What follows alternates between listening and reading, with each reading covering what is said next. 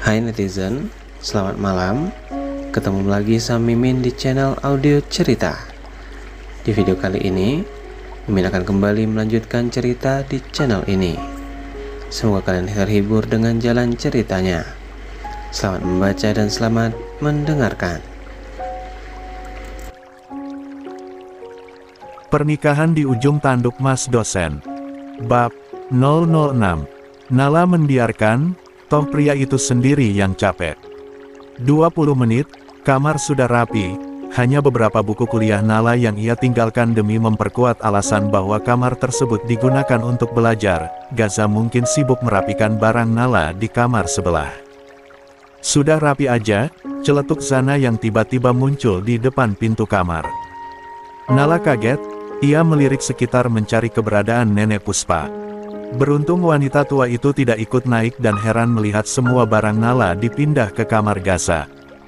Kenapa tiba-tiba datang ke sini? Ini ide kamu ya? Tebak Nala kesal. Zana menggeleng, ia memilih masuk ke kamar Nala yang sedikit kosong. Nenek yang mau, aku mah ikut aja. Siapa tahu ada yang bisa aku bantu. Nala menatap ke arah Zana. Ada, kamu perlu bantu aku sesuatu. Zana segera menjauh, sesuatu yang Nala maksud tidaklah sesederhana itu. Apa? Tanya Zana ragu. Nala diam, ia menatap Zana yang entah kemana justru membuat dirinya ragu untuk bercerita. Gak jadi ucap Nala. Zana menghela nafas lega, bukannya tidak mau membantu. Zana hanya takut jika itu membuatnya bimbang. 110. Sudah, jangan banyak berpikir. Zana memperhatikan Nala dalam baju tidurnya. Gak menarik banget sih, ucap Zana setelah menilai piyama yang Nala kenakan. Sangat sederhana, tertutup dan tidak menonjolkan lekuk tubuhnya. Suka-suka yang pakailah, yang penting nyaman. Nala menjawab sembari duduk di sisi tempat tidur. Selama ini pakaian kamu begitu. Gak pernah mencoba yang menantang gitu biar dilirik sama Mas Gaza. Tanta Zana. Nala menggeleng. Ia tidak akan menggunakan sesuatu dengan tujuan untuk memikat Gaza. Baginya ia sudah menurut dan berbakti pada Gaza itu sudah cukup. Lagian sudah mau cerai, aku memutuskan untuk berdiskusi mengenai dokumen gugatan. Mungkin besok atau lusa aku mau bertemu dengan Dani. Aku minta maaf, jika nanti kamu dan Kania akan menjadi saksi. Untuk bukti. Nala diam, ini yang sangat sulit lakukan. Bagaimanapun tak ada bukti kekerasan atau pertengkaran. Dirinya dan Gaza terlalu damai tapi terlalu banyak menyakiti. Bukti? Bagaimana? Zana penasaran, ia tak menyangka dari semua yang dirinya lakukan, Nala tetap pada pendiriannya. Aku akan melakukan pemeriksaan dan mungkin akan mencari bukti di rumah Bunda. Aku butuh bukti kedekatan Gaza dan Anggia. Nala tersenyum hambar. Ada luka yang ia tutupi dalam senyumannya. Zana hanya mengangguk, kali ini dirinya bisa melihat dengan jelas luka yang Nala tutupi. Zana memang egois, ia ingin Nala bahagia tapi tanpa meninggalkan kakaknya. Dirinya tidak bisa membayangkan jika kelak memiliki kakak ipar baru yang ternyata menjauhkan kakaknya dari dirinya dan keluarga. Lah, kamu sudah pikirkan baik-baik? Yakin mau pisah? Tanya Zana sembari menatap Nala penuh harapan agar sahabatnya itu berubah pikiran. Pisah. Puspa muncul di depan pintu. Pisah apa? Nala dan Gaza tidurnya pisah. Tanya Puspa sembari menatap sekeliling kamar. Nala dan Zana segera bangkit, keduanya berusaha bersikap biasa saja. Berharap Nenek Puspa tidak mendengar lebih dari itu. Gak, Nek. Nenek salah dengar, Zana segera merangkul Nenek Puspa dan membawanya duduk di sofa. Lalu apa? Kamu kelahi sama Gaza? Puspa menatap Nala yang berdiri tak jauh darinya. Nek, panggil Gaza, pria itu tiba-tiba muncul di depan pintu. Aku sama Nala kelahi itu wajar. Tapi gak sampai pisah tempat tidur. Jelas Gaza sambil menggenggam tangan Nala. Zana menangguk. Dirinya bahkan tidak berpikir ke sana. Zana hanya tahu rumah tangga tanpa pertengkaran. Gaza sering bikin kamu marah. Tanya Puspa kepada Nala. Nala tersenyum tipis kemudian mengangguk pelan. Kadang ngeselin Nek, jawab Nala. Baguslah, jangan sampai pisah kamar. Nenek masih ingin menimang Cicit sebelum meninggal, ucap Puspa sembari tersenyum lembut ke arah Nala. 111. Oh itu, nanti dibikin yang banyak sama Kak Gaza dan Nala. Pokoknya nenek harus tungguin. Sekarang kita makan. Zana menutup obrolan yang mulai kehilangan arah itu. La membawa Puspa keluar kamar. Nala menghela nafasnya lelah, ia melepas genggaman tangannya dari Gaza dan keluar tanpa melirik ke arah Gaza sedikitpun. Malam semakin larut, Gaza sudah terlelap di sofa bed yang ada di kamarnya. Sementara Nala ia masih terjaga. Matanya tak bisa terpejam, mungkin tidak terbiasa dengan suasana kamar Gaza yang didominasi warna abu-abu, sangat khas dengan Gaza yang pekerja eras dan dingin. Nala masih diam, pikirannya melayang. Entah apa yang akan bundanya lakukan jika dia membawa Anggia dalam kasus perceraiannya nanti. Mungkin dirinya akan dibenci atau diasingkan. Ting! Satu notifikasi chat masuk ke telepon genggamnya. Nama Zana tertera di sana. Nala mengerutkan keningnya, untuk apa Zana mengirimkan pesan singkat selarut ini? Zana, *P. Zana, bangun. Zana, nenek mau masuk ke kamar kalian. Nala segera bangkit, ia melirik Gaza yang tidur dengan nyenyak, kemudian beralih ke pintu kamar. Jelas pintu tidak terkunci, ia tahu karena dirinya yang terakhir masuk kamar. Ah, bagaimana ini? Tanya Nala panik. Gak urus, malu tanggung sendiri. Ucap Nala kemudian berlari menuju sofa bed. Nala berdiri sambil memikirkan tindakannya, ia merasa darah di wajahnya menghilang entah kemana. Beberapa kali Nala menarik nafas demi meredam debaran jantungnya. Dengan cepat Nala menaiki sofa bed dan menindih sebagian tubuh Gaza, ia memeluk Gaza seolah-olah mereka tidur bersama. Gaza terkejut, ia menatap Nala yang berbaring sambil memeluknya. Tangannya refleks menahan tubuh Nala yang hampir jatuh. Bagaimanapun sofa bed itu sangat kecil untuk mereka berdua. Nenek mau ke sini. Jelas Nala Sata melihat wajah Gaza yang terkejut. Gaza masih mencerna, ia terus menatap Nala yang kini menarik selimut berniat menutupi tubuhnya dan Gaza. Nyangkut lagi, ucap Nala saat melihat ujung selimut terjepit oleh kaki Gaza. Belum sempat Nala membenarkannya, pintu kamar terbuka lebar. Nenek Puspa dan Zana muncul bersamaan. Gaza segera menarik Nala dalam pelukannya, ia membungkus tubuh istrinya dengan selimut. Maaf, ucap Puspa tapi tetap masuk seolah melihat apa yang terjadi di dalam kamar yang minim cahaya itu. 112, Nenek, ada apa? Tanya Gaza setelah berhasil memahami situasi. Nek, sudah lihat kan? Gaza dan Nala baik-baik saja. Gak ada pisah-pisah tidur. Zana menarik Puspa agar keluar dari kamar. Ya maaf, nenek hanya ingin memastikan. Suara Puspa jelas dibuat-buat, sebenarnya wanita tua itu tak merasa bersalah sedikitpun. Lanjutin deh, lanjut Puspa kemudian keluar dari kamar. Kak, jangan lupa pintunya dikunci. Zana berteriak sebelum pintu benar-benar tertutup. Gaza memijat pelipisnya. Latak menyiksa neneknya akan senekat ini.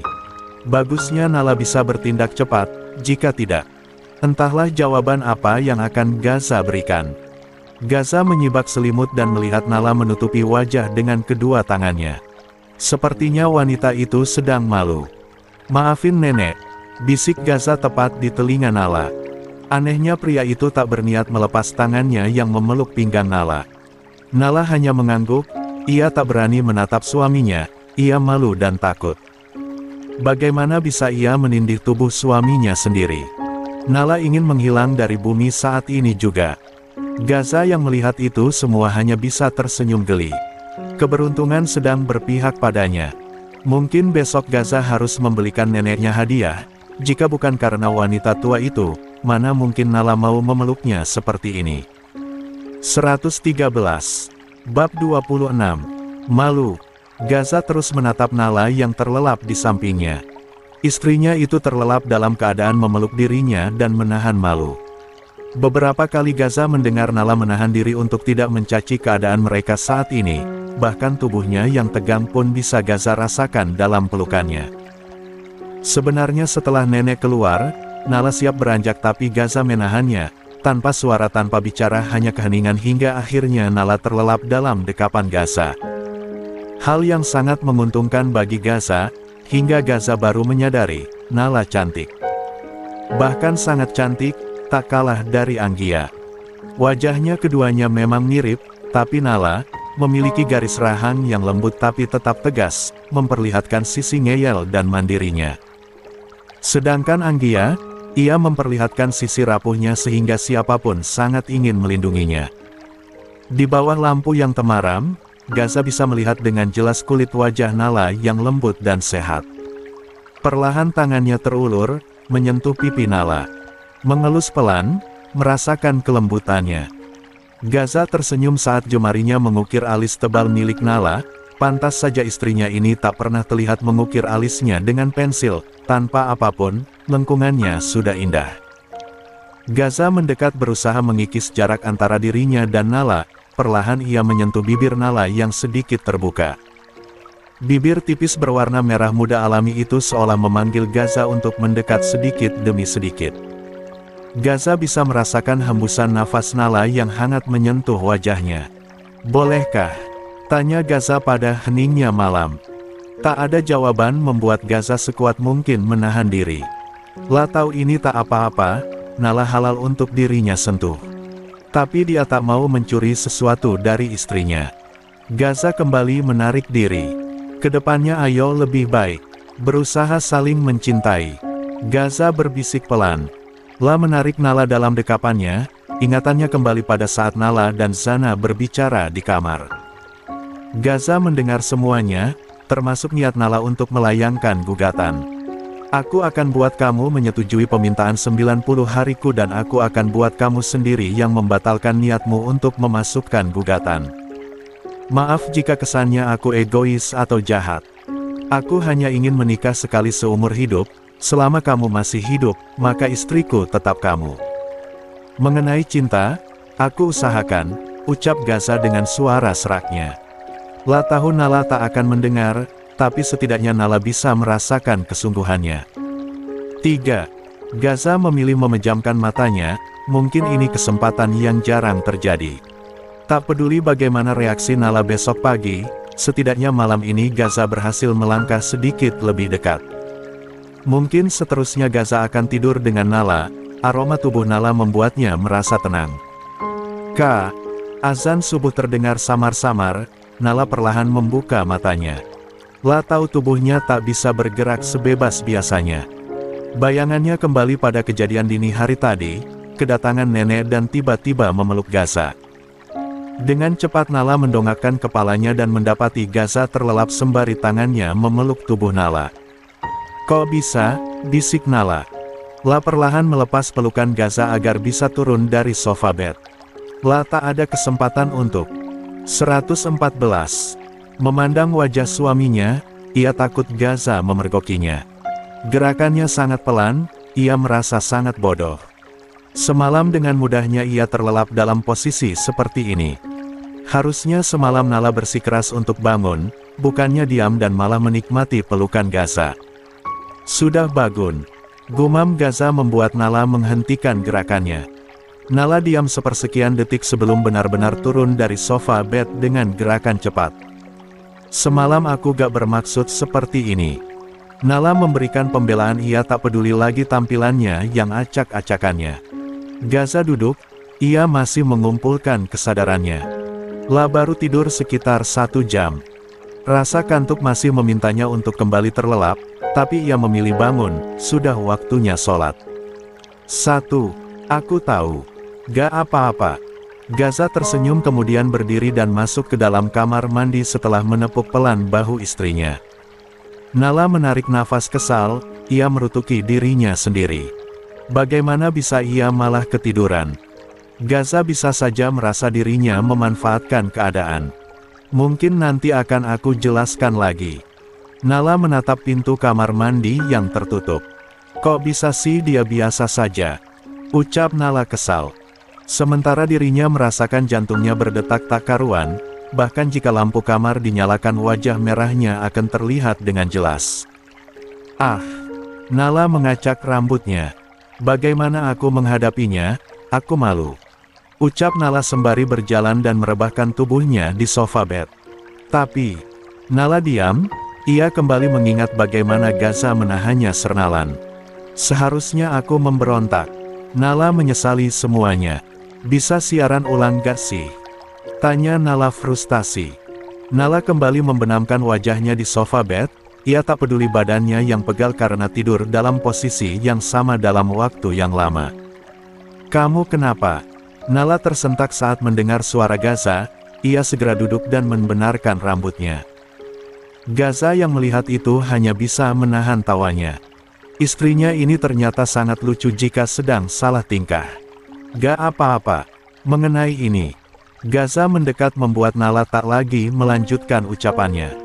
Mengenai ini, Gaza meminta Nala melanjutkan ucapannya. Aku minta maaf karena semalam ketiduran. Harusnya Mas bangunkan aku. Nala membalikan keadaan, di sini Gaza yang seharusnya bersalah. Maaf, memangnya kita habis berbuat salah? Tanya Gaza sembari menjauh. Klik. Seketika cahaya putih mengisi kamar, cahaya temaram diganti dengan cahaya lampu utama yang memperlihatkan dengan jelas betapa berantakannya kamar yang sebelumnya tertata dengan rapi itu. 115. Kita gak salah, lah. Suami istri tidur bersama itu normal. Aku yang harusnya minta maaf karena membiarkan kamu tidur seorang diri selama ini. Aku janji, mulai malam ini dan seterusnya kita akan tidur dalam kamar yang sama. Nala segera berdiri membaut. Gaza menatapnya heran. Oh gak perlu, gak apa-apa. Kita seperti biasa saja. Nala menolak dengan cepat. Jika dulu dia akan sangat senang, tidak dengan sekarang. Ini bisa membuat kasusnya semakin sulit diselesaikan. Suasana seketika hening. Otak Nala seketika berpikir cepat. Seharusnya kondisi dirinya dan Gaza yang pisah kamar bisa dijadikan bukti untuk berpisah. Kita jangan sampai tidur sama-sama lagi, Mas. Nala berucap dengan serius. Ia berharap Nenek Puspa dan Zana segar pergi dan dia bisa kembali ke kamarnya. Gaza mengerutkan keningnya. Ia tahu apa yang ada di pikiran istrinya. Apalagi melihat gelagat Nala yang seperti sedang memikirkan sesuatu. Mas, panggil Nala cepat. Hari ini aku izin ke rumah Bunda dan ke restoran di dekat rumah Bunda ya. Boleh. Tanya Nala penuh harapan, mau bagaimanapun ia harus tetap meminta izin. Gaza masih suaminya. Meski tidak memberitahu siapa yang akan ia temui di restoran. Gaza harusnya mengerti. Ke rumah Bunda. Ulang Gaza. Mas gak diajak? Tanya Gaza lagi. Mas gak ke kampus? Tanya Nala sangat hati-hati. Ia takut jika Gaza ikut ia tidak leluasa mencari bukti dan bertanya pada Anggia. Tujuannya pulang adalah mencari bukti walaupun resikonya akan mendapat ceramah dari bundanya. Ya sudah, sepertinya kamu tak mau Mas ikut. Pergilah. Ucap Gaza kemudian segera berlalu membawa sajadahnya untuk sholat subuh. Nala menatap punggung Gaza yang menghilang di balik pintu. Ia heran dengan ekspresi Gaza tadi. Aneh. Gumam Nala kemudian berlalu ke kamar mandi sambil mengacak rambutnya. Ia malu jika kembali mengingat ia dan Gaza semalam tidur sambil berpelukan. Kacau, peluk dikit baper. Murah sekali nih hati. Nala dengan cepat membuka keran air. Sepertinya dirinya harus menyiram kepalanya yang mulai berpikir hal yang tidak-tidak. 116. Bab 27. Mencari bukti. Suasana meja makan cukup tenang, semua orang sarapan dalam diam kecuali Nenek Puspa dan Zana yang beberapa kali saling melirik memberi kode. Mereka bisa melihat bagaimana canggungnya keadaan saat ini. Tidak, yang merasa canggung dan gugup hanya Nala, sedangkan Gaza. Pria itu masih makan dengan lahap dan bersikap biasa saja. Seolah semalam tidak terjadi apa-apa. Tidak ada yang memaksa masuk ke kamarnya dan tidak ada rasa canggung karena semalam untuk pertama kalinya mereka berdua tidur bersama. "Nenek semalam ganggu kalian ya?" tanya Puspa sembari tersenyum lebar. Nala menggeleng cepat sementara Gaza mengangguk. "Sangat mengganggu," ucap Gaza memperjelas anggukan kepalanya. Nala menggeleng panik. "Gak kok, Nek. Mas," Gaza bercanda. Nala tak enak pada wanita tua di hadapannya ini, bagaimana bisa cucunya sendiri menjawab tanpa peduli perasaannya. "Maafin nenek ya," ucap Puspa sembari menunduk tapi tetap saja, tak ada raut wajah bersalah darinya. "Nenek hari ini mau kemana? Nenek butuh sesuatu," tanya Gaza pembuat Puspa menatapnya heran. Zana tersenyum lebar. "Aku gak ditanya. Aku butuh tas baru." Zana sangat antusias. "Boleh," Gaza menjawab membuat Zana membekap mulutnya. "Serius boleh? Tas mahal sampai jutaan?" "Boleh." Zana memastikan. "Boleh," jawab Gaza singkat. "Hua. Alhamdulillah, rejeki anak soleh. Terima kasih kakakku." Zana berteriak senang. La segera mendekat ke arah Gaza, berniat memeluk pria itu. "Stop, jangan mendekat." Gaza segera menahan Zana yang bersiap memeluknya. "Dih, kenapa?" tanya Zana heran. "Tapi gak apa-apa, yang penting dapat tas baru." Zana kembali duduk dengan senyuman ceria di wajahnya. "Nenek mau apa?" tanya Gaza lagi.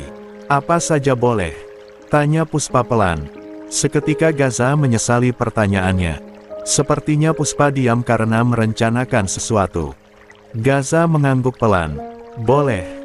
Puspa tersenyum senang, binar matanya terlihat memancarkan kebahagiaan. "Ayo lakukan pemeriksaan kesuburan." Seketika suasana hening. Zana yang tadi sangat bahagia ikut diam. Dalam hati ia kesal karena neneknya tidak paham situasi dan kondisi. 117. "Baik," jawab Gaza sembari tersenyum lembut. "Mas." Nala menatap Gaza tak percaya. Bagaimana bisa suaminya itu menuruti semua ucapan neneknya? "Tapi," lanjut Gaza setelah cukup lama diam. Puspa yang tadi tersenyum senang seketika diam, ia kira Gaza semudah itu untuk setuju. "Apa?" tanya Puspa kesal. "Tunggu setelah Nala selesai KKN ya Nek. Biarkan Nala KKN dengan tenang tanpa memikirkan apapun hasil dari pemeriksaan ini." "Bisa?" tanya Gaza lembut, ia bahkan menggenggam tangan neneknya. Puspa tersenyum kemudian mengangguk setuju, ia kira Gaza akan memberi syarat yang sulit dipenuhi. "Baiklah, nenek setuju. Maafin nenek ya Nala. Karena permintaan nenek barusan mungkin membebani kamu." Nala mengangguk, ia lega setidaknya cara yang suaminya lakukan bisa mengulur waktu. Nala melirik ke arah Gaza yang kini menatapnya sambil tersenyum lembut. Seketika Nala memalingkan wajahnya, bayangan semalam kembali mengusiknya. "Ah, memalukan. Tapi tasku sekarang ya, Kak," pinta Zana sembari menatap kakaknya dengan tatapan memohon. "Lia, setelah ini kamu bisa pergi belanja. Tapi antar nenek pulang dulu," ujar Gaza. Pria itu kembali menikmati sarapannya. "Kau pulang?" tanya nenek Puspa heran. "Loh, memangnya nenek gak pulang?" tanya Gaza pelan. "Nenek masih mau di sini," ucap Puspa dengan tenang. "Kalian kalau mau jalan atau ke kampus pergi saja. Nenek biar ditemani Mbak di rumah," lanjutnya. Nala menatap wanita tua itu tak percaya. Berarti malam ini hingga beberapa malam ke depan dia akan terjebak dengan suaminya sendiri. "Ini gila," bisik Nala dalam hati. "Bunda, Assalamualaikum," teriak Nala dari halaman rumah. La baru saja turun dari mobil miliknya, setelah berdebat panjang. Gaza akhirnya mengizinkan dirinya untuk membawa mobil sendiri. Bisa bahaya jika Gaza ikut mengantarnya. Nala berlari masuk, ia rindu rumah tempat dirinya dibesarkan. Selama menikah ia jarang pulang, hanya sekali itu pun tidak untuk menginap, hanya untuk singgah. Bukan karena marah, hanya saja setelah kepergian ayahnya, rumah terasa sepi. La belum terbiasa bahkan hingga detik ini, ia masih tak percaya bahwa di rumah ini tak ada lagi pria parubaya yang selalu menunggunya pulang sambil menikmati kopi di teras depan. 118. Waalaikumsalam, Nala. Anggia yang sedang berada di ruang tamu terkejut melihat Nala berlari masuk. Kak, Nala berlari memeluk Anggia. Kangen banget. Adiknya sakit tapi gak dijenguk, ucap Nala manja tapi dibersamaan dengan ucapan protesnya. Anggia tersenyum, biasanya juga mengobati diri sendiri. Kalau kemarin gak pingsan kamu juga gak akan ke rumah sakit. Anggia membalas protes. Nala mengerucutkan bibirnya, apa yang diucapkan Anggia semua benar. Jika sakitnya masih bisa diobati maka dia akan mengobatinya sendiri. Hanya saja kemarin, suasana hatinya sedang tidak baik. Pikirannya kacau jadi ia mengabaikan demam dan sakit perut yang ia rasakan. Tumben kesini? Tanya Anggia sembari membawa adiknya duduk di sofa. Saat Nala ingin duduk ia terkejut saat melihat Dr. Reza duduk di ruang tamu. Pria itu hanya mengenakan pakaian santai, sudah bisa ditebak kedatangannya bukan untuk urusan pekerjaan. Wah, ada Dr. Reza. Gumam Nala sembari tersenyum mengejek, ia sesekali melirik Anggia yang terlihat kesal. Sudah duduk. Kakak panggil Bunda, ucap Anggia kemudian berlalu dari hadapan Reza dan Nala. Nala melihat kakaknya hingga hilang di balik pintu dapur, dengan cepat ia mendekat ke arah Reza. Dokter ngapain kesini? Tanya Nala dengan sangat antusias. Reza tertawa geli, saat di rumah sakit Nala sangat pendiam bahkan terkesan dingin. Tapi melihat tingkahnya saat ini, Reza sekarang percaya semua cerita Anggia bahwa adiknya ini sangat ceria. Jalan-jalan, ketemu kakakmu dan Bunda. Reza menjawab sembari memperhatikan ekspresi terkejut Nala. Dokter deketin Kak Anggia. Tebak Nala dengan suara berbisik, ia takut Anggia tiba-tiba muncul dan mendengar pertanyaannya. Reza menatap sekeliling kemudian mendekat ke arah Nala, seolah-olah apa yang akan disampaikannya itu sangat rahasia. Lia, doain ya, bisik Reza membuat Nala mundur sambil membekap mulutnya tak percaya. Kenapa? Tanya Reza saat melihat Nala terkejut. Gak apa-apa, balas Nala. Nala seketika menjauh, pikirannya saat ini tertuju pada Gaza. Bagaimana jika suaminya itu tahu, kalau saat ini perempuan yang dicintai didekati oleh seorang pria? Jangan lupakan, Gaza pernah mengakui secara langsung bahwa ia tak menyukai Reza. Wah, gumam Nala sembari menatap Reza tak percaya. Wajah Nala jelas memperlihatkan ekspresi terkejut dan heran secara bersamaan. Reza mengerutkan keningnya, sepertinya reaksi Nala sangat terlambat. Ila hanya bisa tertawa pelan, menurutnya Nala sangat lucu. Tapi ekspresi wajahnya bukan menandakan ia sedang dengan kedekatan dirinya dan Anggia. 119. Nala. Panggil Rati saat melihat Nala yang duduk tak jauh dari Reza. Anggia yang mengikuti dari belakang menatap heran ke arah Nala yang hanya diam, seperti baru saja mendapat kabar buruk. Nala, kamu kenapa? Tanya Rati saat melihat Nala tak menjawab panggilannya. Nala kenapa, Mas? Tanya Anggia yang melihat Reza menahan tawanya. Mas. Ucap Nala mengulang panggilan Anggia pada Reza. Loh, kok seperti kaget begitu, lah? Ada apa? Tanya Rati, ia mulai menyadari ada yang salah pada Nala. Gak apa-apa. Aku aget, ucap Nala sembari mengelus dadanya. Kaget? Tanya Rati. Sejak kapan kaget seperti ini? Kamu seperti abis melihat hantu. Lanjut Rati sembari mengelus kepala Nala. Bahu tegap Nala mendadak kempes saat mengetahui kenyataan itu. Niatnya mencari bukti tentang Anggia dan Gaza justru terhempas oleh kenyataan.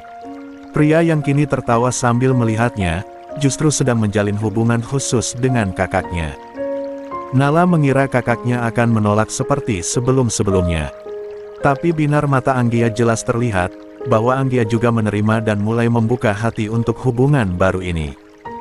Lalu, untuk apa ia di sini? Apa masih ada harapan untuk secuil bukti? Setidaknya jejak bahwa kakak dan Gaza pernah menjalin hubungan khusus sebelum Nala menikah masih tersisa. Atau sesuatu yang bisa membuktikan keduanya masih saling mencintai bahkan setelah Gaza menikah. Bun, lapar. Ajak aku makan dong. Ucap Nala membuat Rati menggeleng pelan, anak terakhirnya ini benar-benar aneh. Ayo ke dapur. Perkara lapar aja bikin kamu jadi bengong begitu. Bunda sampai panik, kirain kamu masih sakit. Ocehan Rati terdengar mendengung di telinga Nala. Nala dan Rati berjalan ke arah dapur sambil berbicara pelan. Anggia yang melihat itu hanya bisa menghela nafas lega. La melirik ke arah Reza, pria itu tersenyum manis ke arahnya, terlalu tulus untuk seorang Anggia. 120. Bab 28. Bertemu Dani. Nala memasuki kafe yang cukup jauh dari rumahnya. Ucapannya yang mengatakan akan ke restoran dekat rumah, nyatanya bohong. La tak mungkin membiarkan Gaza mengetahui keberadaannya. Genggamnya, pria itu masih sama. Dari kejauhan Nala bisa melihat Dani yang sedang sibuk dengan telepon sangat formal dengan setelan jas hitamnya. Nala merasa bersalah sebab meminta bertemu di luar. Pak Dan, panggil Nala. Dani yang melihat Nala berjalan ke arahnya segera berdiri dan mengulurkan tangannya. Nala menyambut dengan senyuman tulus di wajahnya. Maaf saya terlambat, ucap Nala lagi. Oh tidak apa-apa. Saya juga baru sampai. Dani mempersilahkan Nala untuk duduk. Nala terlihat gugup, meskipun suasana cukup ramai, nyatanya tidak mengurangi perasaan tak nyaman yang Nala rasakan. Sebelumnya, terima kasih atas pertolongannya beberapa hari lalu. Maaf jika saya merepotkan. Sampai membuat bapak dan rekan kerja membawa saya ke rumah sakit, ujar Nala tulus. Dani hanya mengangguk tenang. Sudah kewajiban kami. Ibu Nala juga terlihat sangat kelelahan, apa karena kasus ini? Sepertinya tidak sesederhana ayam bakar mentah buatan sana. Nala sedikit terkejut saat Dani membahas ayam bakar tersebut. Nala hampir tidak mengingatnya lagi apalagi saat menyebut nama Zana. Nala cukup peka untuk tahu arti dari penekanan nama sahabatnya itu. Sepertinya Pak Dani cukup dekat dengan keluarga suami saya termasuk Zana, adik ipar saya. Tapi saya harap, itu tidak membuat Pak Dani memihak kepada suami saya.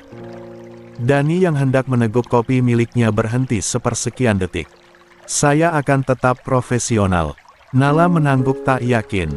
Tapi La tetap memilih menggunakan Dani. Bagaimanapun mencari pengacara dengan harga terjangkau cukup sulit. Sekarang langkah apa yang Elbu Nala lakukan selanjutnya? Tanya Dani membuka obrolan mengenai kasus Nala.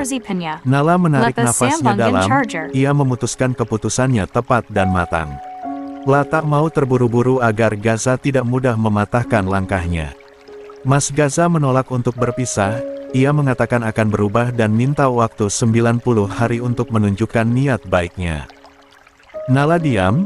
Ia tak melanjutkan ucapannya seolah meminta pendapat. Lalu keputusan Bu Nala. Tanya Dani memastikan apa yang akan Nala lakukan. Belum menyetujui, saya masih fokus dengan kuliah. Tapi saya tetap ingin menggugat. Sudah tidak ada kecocokan dan tidak terpenuhinya nafkah batin. Ditambah tidak ada cinta di antara kami, Mas Gaza selingkuh. Walaupun secara tidak langsung, tapi hatinya mencintai wanita lain. Itu cukup jelas. Nala menjabarkan semanu dengan perasaan sesak. Begini sekali nasib pernikahannya. 121.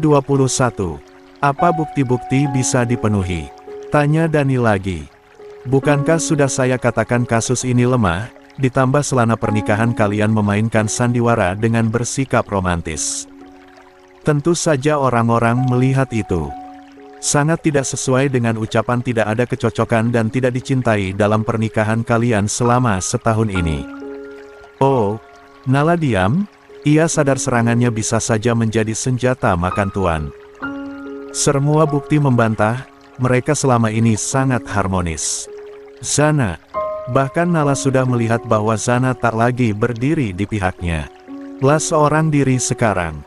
Untuk Kania, sahabat itu tak pantas untuk ia tarik terlalu dalam ke dalam pernikahannya.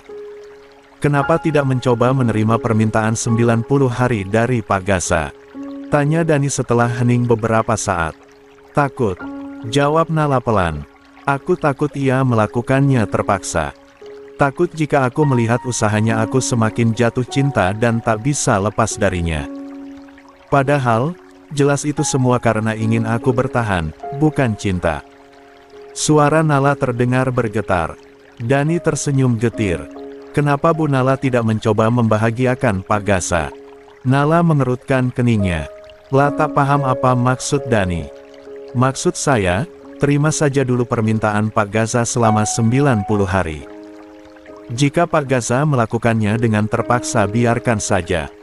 Seiring berjalannya waktu, perasaan Pak Gaza mungkin bisa saja berubah dengan usaha yang Bu Nala lakukan. Nala menggeleng. Saya tetap ingin berpisah, Pak Dani. Jika memang Pak Dani kesulitan dalam membantu saya karena minimnya bukti, tidak apa-apa. Mungkin saya akan langsung menggugat ke pengadilan agama saja tanpa melalui pengacara, tolak Nala. Kerutan tipis muncul di kening Dani, sepertinya ucapannya barusan menyentuh sisi hati Nala yang terluka.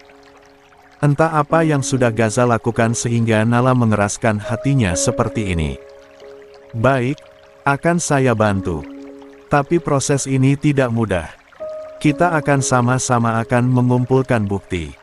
Tapi dalam proses itu, tidak ada salahnya mencoba menerima tawaran Pak Gaza. Nala menghela nafas, ia menyandarkan tubuhnya di kursi sembari menatap Dani penuh telisik. Terlalu memaksa dan terlalu terlihat memihak. Entah apa yang akan pria itu dapatkan jika ia menerima permintaan Gaza untuk mencoba memperbaiki hubungan mereka selama 90 hari. 2. Sepertinya ada udang di balik batu, ucap Nala sembari tersenyum sinis. Akan saya pikirkan, Pak Dani. Kedepannya jika memang saya membutuhkan bantuan pertolongan Pak Dani untuk melayangkan gugatan akan saya hubungi lagi. Tapi, seperti yang Pak Dani katakan, saya ternyata butuh waktu untuk berpikir lagi. Dani mengangguk pelan, bagaimanapun ia sudah berusaha sebisanya. Nyatanya Nala memang teguh pada keinginannya sendiri.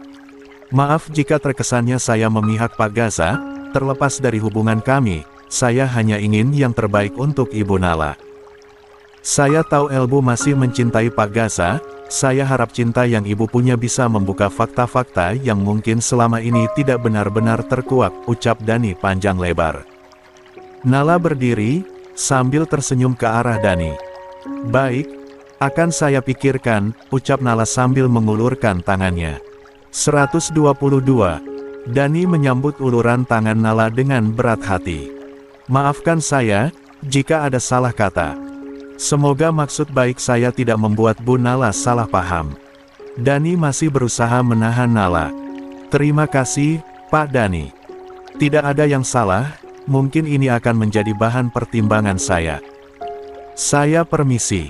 Nala pergi tanpa menunggu jawaban Dani. Nala hanya merasa dirinya kembali kehilangan pijakan. Dani sepertinya mulai berubah, entah karena murni hubungan pertemanan atau desakan orang lain-lain. Tapi siapa orang itu? Gaza masih menjadi terduga terkuat setelah sana. Sepeninggalan Nala, Dani kembali menyesap kopinya. La menutup buku catatannya dengan kasar. La kesal sembari mengunempat seseorang. Kamu memakiku. Bahu Dani ditepuk oleh seseorang. Dani enggan menatap pria itu, ia kesal.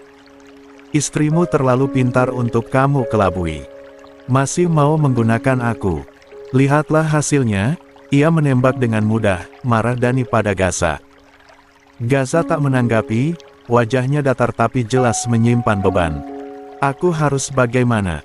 Aku sudah melibatkan kamu dan menarik kamu berdiri di pihakku. Tapi Nala masih menginginkan perpisahan. Gaza menghela nafas kasar, dirinya frustasi. Gerak cepat. Jika dia menggugat langsung di pengadilan agama sepertinya akan sulit dan prosesnya lama. Tapi bukan berarti tidak bisa, cepat atau lambat, setiap tindakannya akan diproses dan menjadi perimbangan pengadilan agama. Gaza kesal, ia menatap Dani yang enggan menatapnya. Kamu yang terlalu mudah terbaca, terlalu terburu-buru. Jadinya Nala bisa menebak dengan mudah. Gaza melempar semua kesalahan pada Dani. Dani mendengus kesal. Ini pertama kali aku berjalan di jalan yang kotor seperti ini. Aku tidak terbiasa. Gaza tak lagi menanggapi, ketimbang mempermasalahkan Dani lebih baik dia mencari cara lain agar Nala tidak melanjutkan niatnya atau menunda sejenak niatnya untuk menggugat. Bantu aku, ucap Gaza akhirnya. Lalu yang kulakukan tadi apa? Aku membantumu. Selanjutnya kamu harus berusaha sedikit lebih keras. 1 tahun dalam rumah tangga seperti ini sudah luar biasa. Siapa yang gak sakit hati melihat suaminya mencintai kakak kandungnya sendiri? Bahkan Nala mengabaikan wasiat ayahnya dan memilih berpisah. Bersamamu pasti sangat menyiksa. Gaza terlihat kesal, bukannya mendapat bantuan justru ocehan Dani semakin menambah banyak daftar perbuatan bodohnya. Sekarang baru nyesel, lanjut Dani saat melihat Gaza yang tertunduk diam. Cerai aja, aku dukung. 123. Gak, aku gak bisa, Gaza menolak dengan cepat. Gini katanya gak cinta, disuruh cerai tapi gak mau. Berusaha, gerak cepat dan pahami kondisi. Setelah mengeluarkan semua unek-uneknya, Dani kembali membiarkan Gaza diam. Bagaimanapun Nala tetap melangkah maju sementara dirinya sibuk memikirkan cara agar Nala berhenti hingga Gaza lupa, yang seharusnya ia sentuh adalah cinta Nala yang sudah membeku. 124. Bab 29. Cemburu. Nala sudah kembali ke rumah. La melihat Nenek Puspa yang sibuk dengan beberapa tanamannya yang ada di samping rumah. Tanaman yang kemarin menjadi pelampiasan Nala saat kesepian kini terabaikan saat Nala memutuskan untuk berpisah. Tak mau mengganggu wanita tua itu, Nala memilih masuk ke dalam kamarnya. La lebih baik fokus pada Kenya yang akan dilakukan 2 minggu lagi. Mengenai perceraiannya, ia pikirkan setelah ini. Nala langsung merebahkan tubuhnya di tempat tidur Gaza. Nuansa kamar Gaza yang didominasi warna abu-abu terkesan maskulin dan sedikit horor menurut Nala. Dirinya menyukai warna terang, berbanding terbalik dengan Gaza yang menyukai warna gelap. Dari segi warna saja kita tidak cocok. Nala bergumam pelan. Nala menatap telepon genggamnya yang baru saja mendapat notifikasi dari grup KKN bahwa besok mereka akan mengadakan rapat untuk pemilihan ketua, sekretaris dan bendahara. Nala tak peduli, ia kembali melempar asal HP-nya dan memejakan matanya. Nala nyaris terlelap, tapi suara pintu yang dibuka membuatnya beranjak dari tempat tidur. Satu yang dirinya tahu, Gaza tak akan suka jika seseorang naik ke tempat tidur dalam keadaan belum berganti pakaian, apalagi Nala habis dari luar. Maaf, mas aku. Gaza mendekat, ia mengecup singkat kening Nala. Gak apa-apa. Kalau masih mau tidur, lanjutin aja tidurnya. Tapi ini sudah sore, sebaiknya mandi dulu jadi istirahatnya gak keganggu, ucap Gaza sembari mengelus kepala Nala. Nala hanya diam, dirinya tak tahu harus menanggapi seperti apa. Sikap Gaza sekarang sangat sulit ditebak. Terlalu tenang, terlalu biasa saja seolah-olah hubungan mereka baik-baik saja. Nala memutuskan untuk mandi, menyegarkan diri mengikuti saran dari Gaza. La tak peduli terhadap Gaza yang masih berada di dalam kamar sembari menatap laptopnya, ia tak mau menyibukkan diri baik untuk berpura-pura menyambutnya. Gaza yang mendengar gemericik air dari kamar mandi mulai tersenyum tipis. Jika sudah seperti ini La hanya punya waktu sedikit. La mencari telepon genggam Nala, istrinya itu salah meletakkannya di meja kecil yang ada di sudut kamar. La butuh telepon genggam itu untuk mencari tahu langkah Nala selanjutnya. Benar saja, Gaza menemukannya dengan mudah. Terkunci, gumam Gaza kesal. Gaza kembali meletak benda pipih tersebut, ia butuh sidik jari atau kode pada telepon genggam Nala. La tak bisa asal menebak, yang ada akan semakin runyam. Gaza panik saat pintu kamar mandi berbunyi. Nala keluar dari kamar mandi tepat setelah Gaza meletakkan telepon. 125. Genggamnya. Tatapan Nala tajam, seolah meneliti apa yang sedang Gaza lakukan di meja sudut kamar. Wajahnya biasa saja, tapi semakin terlihat menutupi sesuatu. Mas mencari sesuatu? Tanya Nala saat melihat Gaza mematung. Gaza tersenyum, ia mendekat dan berusaha bersikap biasa saja. Gak ada jawab. Gaza kemudian mengambil handuk dan masuk ke dalam kamar mandi. Nala menghela nafas lelah, keramas dengan air dingin ternyata tidak membuat pikirannya tenang. Nala melirik ke arah pintu kamar mandi dan laptop Gaza yang menyala. "Apa di sana ada bukti?" tanya Nala. Nala mendekat, awalnya ragu dan takut. Tapi tekadnya membuat ia menepis semua rasa takutnya. Tangannya lincah membuka beberapa folder dalam laptop Gaza. "Terlalu rapi dan tertata," bisik Nala saat melihat semua data-data Gaza yang disusun berdasarkan tahun. Bahkan data pribadi dan data kampus terpisah. "Cukup membantu, tapi sepertinya tidak ada apa-apa." Nala semakin panik saat tak mendengar suara gemericik air. "Biasanya Mas Gaza kalau mandi butuh waktu lama," lanjut Nala. "Semua data sudah Nala periksa, tak ada jejak. Semuanya bersih dan tak menunjukkan bahwa Gaza menyimpannya di sini." "Kamu mencari foto nikah kita?" tanya Gaza membuat Nala tersentak kaget. Sejak kapan Gaza keluar dari kamar mandi? Sejak kapan pria itu berdiri tak jauh darinya? Nala tertangkap basah. Nala tak menjawab, ia hanya menggigit bibirnya. Tangannya dingin dan berkeringat saat Gaza berjalan mendekat ke arahnya. "Sini aku perlihatkan," ucap Gaza sembari duduk di samping Nala. La membuka folder tanpa nama, seketika semua foto saat mereka menikah muncul di sana. Entah kenapa, Nala tak menemukan itu tadi. Pernikahan mereka tidak dirayakan besar-besaran karena bagaimanapun saat itu ayahnya sedang sakit keras. "Aku mau mengulang semua momen ini," ucap Gaza dengan suara berat. Nala hanya diam, ia melirik ke arah Gaza. Sepertinya suaminya ini keluar dari kamar mandi dalam keadaan terburu-buru, bahkan rambutnya tidak kering sempurna. Nala memalingkan wajahnya. "Aku tidak. Sama saja aku mengulangi rasa sakit untuk kedua kalinya," balas Nala membuat Gaza tersenyum kecut. "Di sini." Gaza menunjuk foto akad mereka, di mana Nala duduk di sampingnya dengan wajah datar, tak ada senyuman kala itu. "Aku ingin di foto ini," kita tersenyum.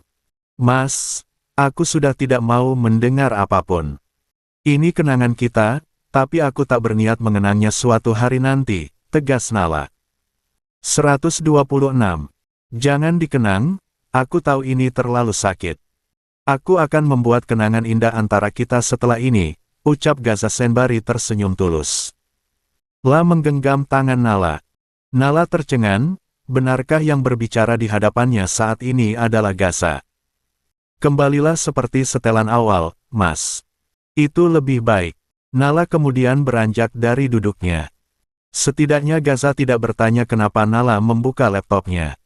Senyuman Gaza seketika pudar, La melihat punggung Nala yang berjalan menuju lemari pakaian. Istrinya bahkan tak mau berlama-lama duduk di sampingnya. "Kamu tidak akan menemukan apapun di sini," lirih Gaza pada dirinya sendiri. La menutup laptop dan berdiri sambil kembali mengeringkan rambutnya. Nala menarik nafas lega. Lega karena Gaza tak curiga, lega karena bisa menjauh dari suaminya. "Ini pertanda buruk. Aku gak mau lama-lama di sini." Nala berbicara pada dirinya sendiri. La menarik koper dan mengeluarkan beberapa pakaiannya. La memastikan semuanya dengan baik dan sesuai dengan list yang ia buat siang tadi. Gaza yang melihat itu dengan cepat melempar handuk yang ia gunakan untuk mengeringkan rambutnya. "Mau kemana?" tanya Gaza sembari menarik pergelangan tangan Nala. "Mas sakit," rintih Nala sembari memegang tangannya. Gaza terkejut, reaksinya berlebihan hingga menyakiti Nala. "Maaf, aku tidak berniat menyakiti. Hanya saja aku takut kamu pergi, kenapa berkemas? Aku mau KKN, Mas." "Baju-baju ini untuk persiapan KKN," jelas Nala dengan nada kesal. Gaza menunduk, ia merasa bersalah. La menggenggam tangan Nala dan menyentuh area lengan yang sedikit memerah. "Maaf," bisik Gaza, ia meniup pelan tangan Nala. Nala menarik paksa tangannya. "Gak apa-apa." Dering telepon Nala memecahkan keheningan yang sempat terjadi. Nala menggunakan kesempatan itu untuk menjauh dari Gaza. Perubahan Gaza benar-benar membuat Nala bingung, bahkan langkahnya untuk berpisah terkadang ragu. Gaza benar-benar pandai bermain peran. "Oh Arka, ada apa?" Suara Nala terdengar samar-samar di telinga Gaza. Gaza berjalan pelan mendekat ke arah Nala yang sempat keluar ke balkon kamar. Suara Nala terdengar sangat bersemangat. "Baik, besok kita ketemu di kantin kampus saja," ucap Nala kemudian menatikan sambungan teleponnya. La terkejut saat mendapati Gaza berdiri di belakangnya. Pria itu jelas menguping, bahkan Gaza tidak melakukan pembelaan atas tindakannya. 127. Dia ngajak ketemuan. "Buat apa?" cecar Gaza. "Teman KKN, rapat mengenai KKN," Nala menjawab kesal, sikap Gaza menurunnya berlebihan. Nala menjauh, ia kembali ke dalam kamar dan meninggalkan Gaza. La kesal melihat Gaza yang terus mengikutinya, bahkan saat Nala mulai memasukkan pakaiannya ke dalam koper, Gaza justru mengeluarkannya dan menata kembali ke dalam lemari. "Mas, stop!" teriak Nala, kesabarannya habis. "Kamu kenapa sih, Mas?" tanya Nala lelah. "Kenapa? Kenapa saat berbicara sama aku padamu ketus? Kenapa saat berbicara sama pria itu kamu sangat bersemangat?" tanya Gaza datar tapi tatapan matanya jelas menyiratkan ketidaksukaannya. "Kenapa saat bersamaku, Mas tidak pernah tersenyum? Tapi saat bersama Kak Anggia, Mas bahkan tertawa. Aku marah dan aku cemburu. Mas tahu itu. Lalu saat ini Mas merah seperti ini apa karena Mas cemburu?" tanya Nala dengan suara bergetar menahan emosi. Gaza diam, ia terkejut Nala mengeluarkan semua keluhan hatinya. "Lia, aku cemburu." 128. Bab 30. Tidur bersama. "Lia, aku cemburu." Kata-kata itu berputar terus dalam pikiran Nala. La tak menanggapi, lidahnya keluh mendengar pengakuan suaminya sore tadi. Bahkan setelah itu keduanya tak terlibat pembicaraan hingga malam hari. Nenek Puspa sampai kebingungan saat makan malam bersama, apalagi meja makan yang biasanya ramai dengan perdebatan justru menjadi hening hingga semua makanan habis. Puspa membiarkan, ia tahu tak selamanya rumah tangga berjalan mulus, jadi dirinya memilih tidak ikut campur. Nala membasuh wajahnya, ia harus tidur cepat malam ini. Ila ingin lupa dengan semua bebannya, walaupun besok pagi entah kejadian apa lagi yang akan terjadi. Saat Nala keluar dari kamar mandi, ia melihat Gaza sudah terlelap di tempat tidur. Berarti malam ini Nala yang mengalah dan tidur di sofa bed. Nala mendekat, mengambil bantal dan selimutnya. "Mau kemana?" tanya Gaza menghentikan gerakan tangan Nala. "Tidur," jawab Nala singkat. "Tidur di sini," tegas Gaza sembari menunjuk sisi kosong di sampingnya. Nala menggeleng sebagai tanda penolakan, ia tak tahu apa yang ada dalam pikirkan Gaza dan meminta mereka tidur bersama.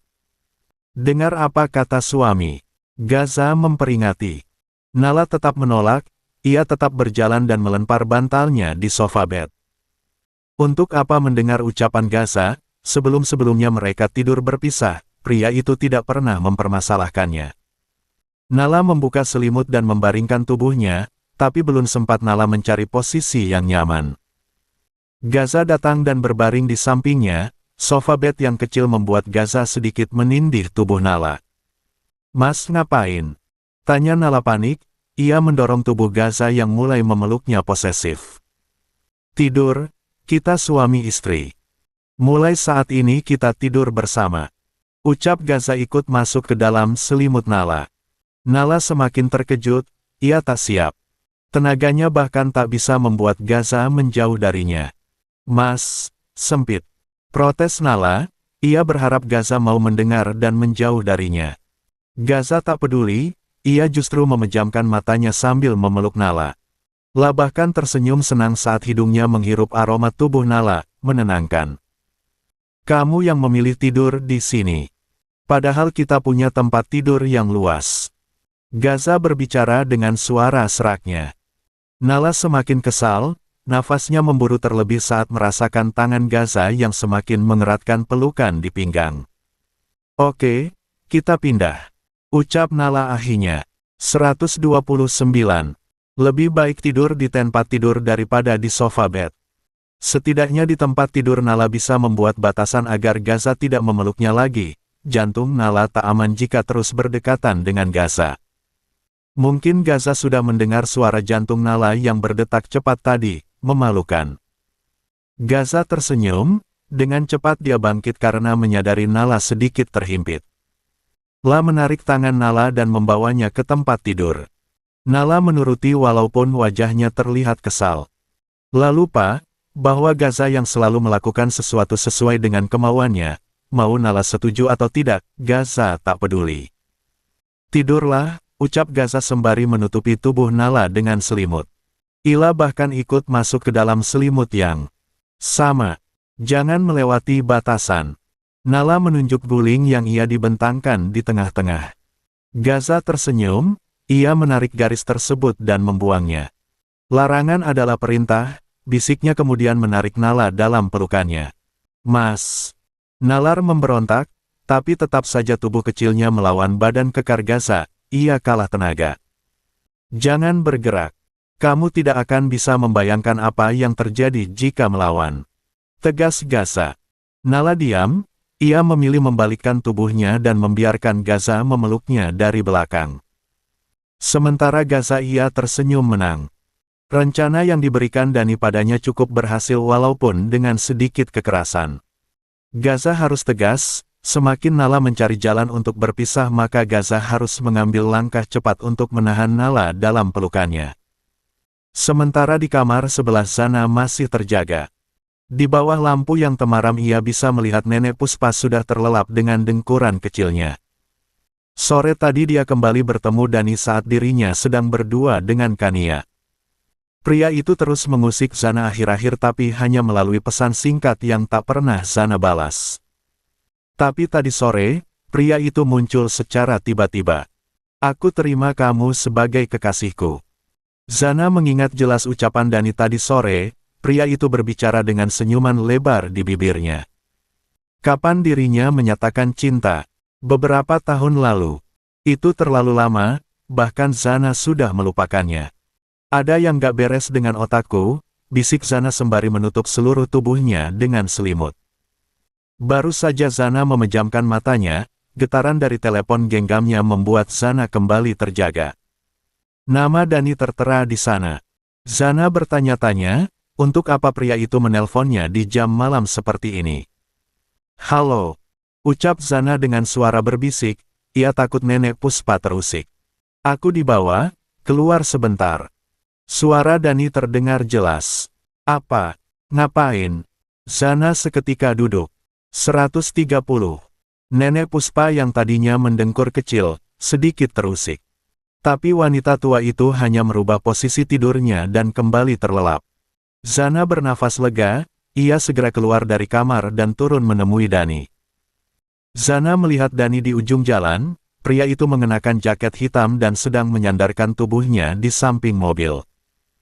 Terlihat tampan, tidak seperti seorang pengacara yang biasanya tampil dengan pakaian rapi. Kak, Zana berlari mendekat. Kakak ngapain kesini? Tanya Zana yang terlihat mengatur nafasnya. Menemui kekasih, jawab Dani singkat. Mata Zana menyipit. Kekasih. Zana mengingat kejadian tadi sore. La pergi begitu saja meninggalkan Dani tanpa memberi penjelasan apapun. Salah. Seharusnya pria itu yang memberikan penjelasan, bukan dirinya. Kak, aku masih gak ngerti. Tanya Zana, mungkin sekarang saatnya dirinya meminta penjelasan atas semua ini. Jika tadi Zana tidak enak karena ada Kania, sekarang hanya ada dirinya dan Dani. Aku bilang, kita sebagai kekasih. Aku menerima pernyataan cintamu yang dulu. Maaf aku tidak memberikan kepastian selama ini. Kamu terlalu kecil, tapi sekarang. Dani memperhatikan Zana dari atas hingga ke bawah. Kamu sudah dewasa. Lanjut Dani. Zana menyilangkan tangan di depan tubuhnya. Tapi aku sudah tidak mau lagi. Ucap Zana sembari menatap ke arah lain. Dani tersenyum. Yakin. Zana mengangguk tapi tidak benar-benar menatap Dani, jantungnya berdetak cepat. Zana pun bertanya-tanya, Keberanian dari mana yang ia miliki sehingga dulu berani menyatakan perasaan pada Dani.